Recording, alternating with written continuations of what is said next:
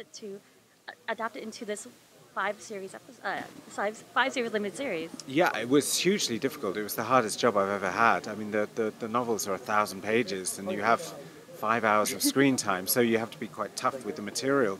But they're pretty faithful adaptations. The novels are kind of scenes from the life. They're 1 day or 2 days in the life of Patrick Melrose. So it felt like the right length in the end. Of course, you always lose stuff that you love, but there are a huge number of characters. It covers 40 years. It leaps between London and France and New York in the 80s and the 2000s. It's an epic, but it always feels human and emotional as well, I think.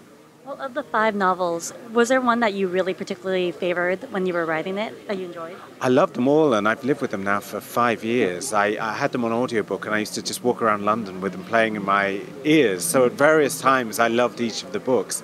I think the middle one, which is called Some Hope, I really love because it has some hope. It's sort of the most optimistic of the 5 books. But I love all of them, and I've particularly loved seeing Benedict kind of age brilliantly, really. You see him as a young man in his 20s being irresponsible, and you see him as a family man in his 40s still being irresponsible, and it's an extraordinary performance, and that's been the greatest pleasure.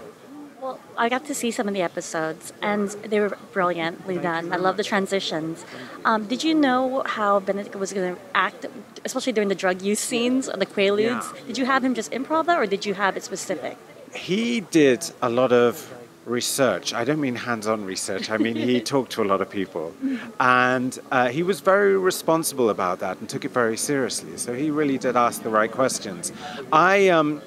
I stuck pretty closely to what's in the books. I mean, there's an autobiographical element to the books, and Edwards and Aubyn knows what he's talking about. So for me, that was as far as my research went. But Benedict is incredibly committed to this and really put the work in, and it's a very physical, extreme, committed performance.